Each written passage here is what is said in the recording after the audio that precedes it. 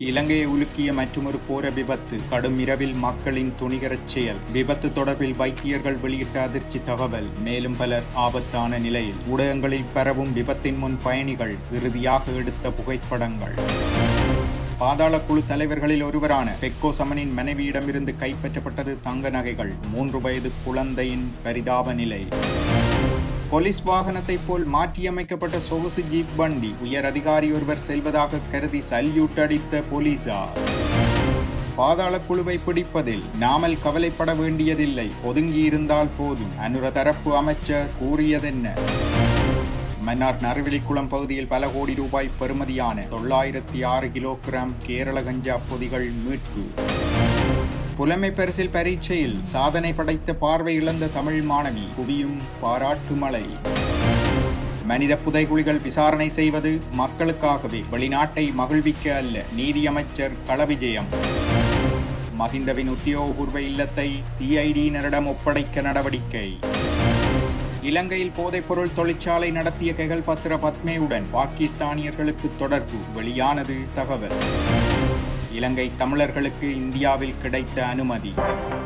எல்ல வெள்ளவாய பகுதியின் 15வது மைல்கல் பகுதியில் நேற்று இடம்பெற்ற பேருந்து விபத்தில் காயமடைந்த மேலும் 10 பேரின் நிலைமை மிகவும் மோசமாக உள்ளதாக பதுளை மருத்துவமனையின் அரசு மருத்துவ அதிகாரிகள் சங்கத்தின் உதவிச் செயலாளர் பாலித ராஜபக்ச தெரிவித்துள்ளார். இதேவேளை விபத்திற்கு காரணமான ஜீப் வண்டியின் சாரதி ஒருவர் கைது செய்யப்பட்டுள்ளார். மேலும் காயமடைந்தவர்களில் பெரும்பாலானோர் கைகால்களை இழந்துள்ளனர். காயமடைந்தவர்களில் 8 பேர் சிறுவர்கள் என்றும் அவர்களின் நிலைமை மோசமாக இல்லை எனவும் மருத்துவ அதிகாரிகள் சங்கத்தின் உதவிச் செயலாளர் குறிப்பிட்டுள்ளார். தொடர்ந்தும் அவர் தெரிவிக்கையில், இன்று அதிகாலை 4 மணி வரை காயமடைந்தவர்களையும் இறந்தவர்களையும் தேடும் பணிகள் இடம்பெற்றதாக குறிப்பிட்டுள்ளார். இடிபாடுகளுக்கு இடையில் மேலும் உடல்கள் சிக்கியிருக்கலாம் என்று சந்தேகிப்பதாகவும் மருத்துவர் கூறியுள்ளார். விபத்தில் இறந்தவர்களின் எண்ணிக்கை இதுவரையில் 15ஆகவும் காயமடைந்தவர்களின் எண்ணிக்கை 16ஆகவும் அதிகரித்துள்ளது. தீவிர சிகிச்சை பிரிவில் எத்தனை பேர் சிகிச்சை பெற்று வருகின்றனர் என்பதை இன்னும் சரியாக சொல்ல முடியாதெனவும் சரியான எண்ணிக்கை அறிவிக்கப்படும் எனவும் அவர் தெரிவித்துள்ளார். நேற்றிரவு சுமார் 9 மணியளவில் வெள்ளவாய நோக்கி சென்ற பேருந்து எல்ல போலீஸ்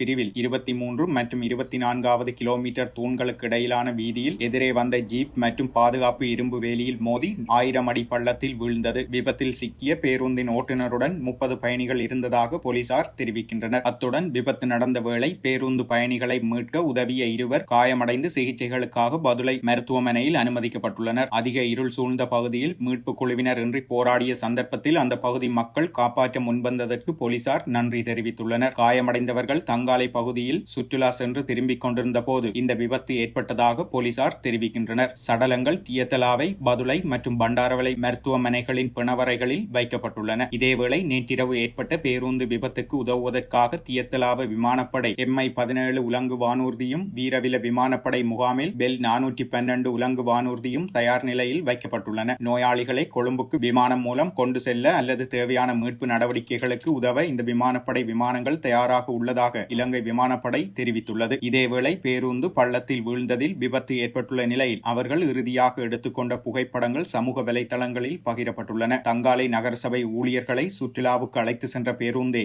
இவ்வாறு விபத்துக்குள்ளாகியுள்ளதாக தெரிய வந்துள்ளது.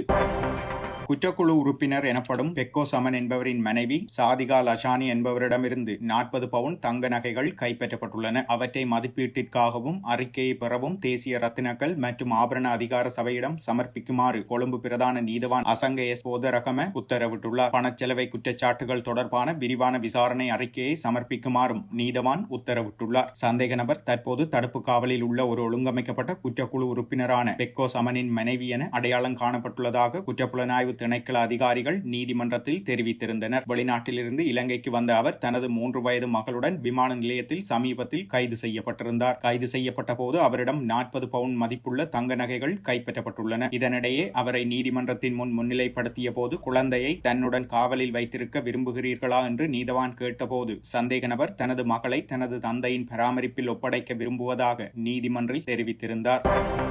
நேற்று வெளியான 5ஆம் ஆண்டு புலமை பரிசில் பரீட்சையில் மட்டக்களப்பு கல்வி வலயத்திற்கு பரீட்சைக்கு தோற்றிய பார்வை இழந்த மாணவியொருவர் சித்தியடைந்துள்ளார். மட்டக்களப்பு கல்லடி விவேகானந்தா மகளிர் கல்லூரியில் 5ஆம் ஆண்டில் கல்வி பயிலும் ரவிச்சந்திரன் ஜெனிபர் என்கிற மாணவியே இவ்வாறு பரீட்சையில் சித்தியடைந்தவர் ஆவார். மட்டக்களப்பு தரிசனம் விழிப்புலனற்றோர் பாடசாலையில் கல்வி கற்று வரும் இவர் 88 புள்ளிகளை பெற்று சித்தியடைந்துள்ளதாக விவேகானந்தா மகளிர் கல்லூரி பிரதி அதிபர் தெரிவித்துள்ளார். மட்டக்களப்பு மாவட்டத்தின் சராசரி மாணவர்களுக்கான வெட்டுப்புள்ளி 132ஆக இருந்த போதிலும் விசேட தேவையுடைய மாணவர்களுக்கான வெட்டுப்புள்ளி 80 ஆகும். குறித்த மாணவி 88 புள்ளிகளை பெற்று வெட்டுப்புள்ளிகளுக்கு மேல் பெற்ற நிலையில் சித்தியடைந்துள்ளமை குறிப்பிடத்தக்கது. போலீஸ் அதிகாரிகள் உபயோகிக்கும் ஜீப் வண்டி போன்ற மாதிரி உருமாற்றம் செய்யப்பட்ட போலி போலீஸ் ஜீப் வாகனம் ஒன்று கண்டி போலீசாரினால் கைப்பற்றப்பட்டுள்ளது. இந்த ஜீப் வாகனத்தின் முன்பக்க கண்ணாடி தவிர்ந்த ஏனைய கண்ணாடிகள் அனைத்தும் கருப்பு நிறமாக்கப்பட்டிருப்பதுடன் வாகனத்தினுள் இருந்த வோக்கி டோக்கி தொடர்பு சாதனம் ஒன்றும் கைப்பற்றப்பட்டுள்ளது. என்ன நோக்கத்திற்காக இவ்வாறு போலி போலீஸ் ஜீப் வாகனம் உருமாற்றம் செய்யப்பட்டது என்பது தொடர்பாக போலீசார் தீவிர விசாரணைகளை மேற்கொண்டு வருகின்றனர். மேற்படி ஜீப் வாகனம் பலமுறை நகர வீதிகளில் சென்றதை பலர் அவதானித்துள்ளனர் எனவும் சில போலீஸ் அதிகாரிகள் உயர் அதிகாரி ஒருவர் செல்வதாக கருதி அவ்வாகனத்திற்கு மரியாதை செலுத்திய சம்பவங்களும் இடம்பெற்றதாகவும் தெரிவிக்கப்படுகிறது. முன்னாள் ஜனாதிபதி மஹிந்த ராஜபக்ச தற்போது வசித்து வரும் கொழும்பில் உள்ள விஜயராம உத்தியோகபூர்வ இல்லத்தை குற்றப்புலனாய்வு துறையிடம் ஒப்படைப்பது குறித்து அரசாங்கம் பரிசீலித்து வருவதாக தெரிவிக்கப்படுகிறது. முன்னாள் ஜனாதிபதிகளின் உரிமைகளை நீக்குவதற்கான புதிய சட்டமூலம் சமீபத்தில் நாடாளுமன்றத்தில் சமர்ப்பிக்கப்பட்டு எதிர்காலத்தில் நிறைவேற்றப்பட்ட பிறகு இந்த வீட்டை குற்றப்புலனாய்வு துறையிடம் புதிய வசதிகளுடன் கூடிய பணியிடமாக ஒப்படைக்க அரசாங்கம் திட்டமிட்டுள்ளதாக தெரிவிக்கப்படுகிறது. இந்த சட்டமூலம் நிறைவேற்றப்பட்டவுடன் முன்னாள் ஜனாதிபதிகளின் ஓய்வூதியங்களை தவிர அதிகாரப்பூர்வ குடியிருப்புகள் உட்பட மற்ற அனைத்து வசதிகளும் ரத்து செய்யப்படும். மேலும் முன்னாள் ஜனாதிபதிகளின் உரிமைகளை நீக்கும் புதிய சட்டமூலம் தொடர்பான உச்ச நீதிமன்றத்தின் தீர்ப்பையும் சபாநாயகரிடம் ஒப்படைக்க திட்டமிடப்பட்டுள்ளது. இதன்படி மஹிந்த ராஜபக்ச தற்போது வசித்து வரும் விஜயராம மாவட்டத்தில் உள்ள உத்தியோகபூர்வ இல்லத்தில் முன்னாள் ஜனாதிபதி மைத்ரிபால சிறிசேன மற்றும் பல அமைச்சர்களும் அங்கு வசித்து வந்திருந்தமை குறிப்பிடத்தக்கது.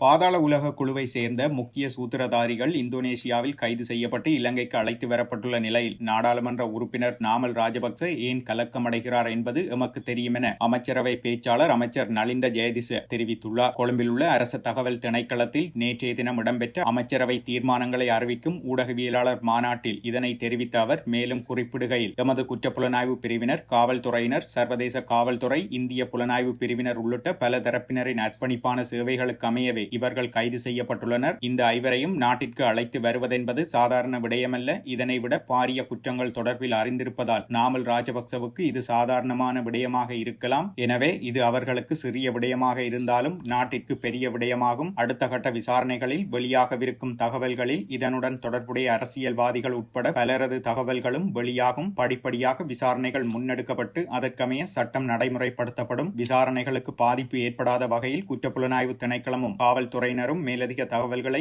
ஊடகங்களுக்கு வழங்குவர். அத்துடன் இவ்விடயம் தொடர்பில் சற்று முற்போக்காக சிந்திக்குமாறும் கேட்டுக்கொள்கிறோம். அண்மையில் ஊடக அடையாள அட்டையை பயன்படுத்தி கொலை முயற்சி மேற்கொள்ளப்பட்டது. எனவே சிலரது தனிப்பட்ட தகவல்களை பாதுகாக்க வேண்டியது அவசியம். இந்த விடயத்தில் நாமல் எதற்காக இந்தளவு கலக்கமடைகிறார் என்பது எமக்கு தெரியும். குற்றங்களுடன் தொடர்பற்ற எவரும் வீணாக கலக்கமடைய தேவையில்லை. மாறாக வேறு தகவல்கள் தெரிந்திருந்தால் அவற்றை காவல்துறைக்கு வழங்குவது சிறந்ததாகும். இங்கு எந்த ஒரு பிரச்சாரமும் முன்னெடுக்கப்படவில்லை. காவல்துறையினரை கௌரவிப்பதற்காகவே பொதுமக்கள் பாதுகாப்பு அமைச்சர் விமான நிலையத்திற்கு சென்றிருந்தார் எனவும் அவர் குறிப்பிட்டுள்ளார்.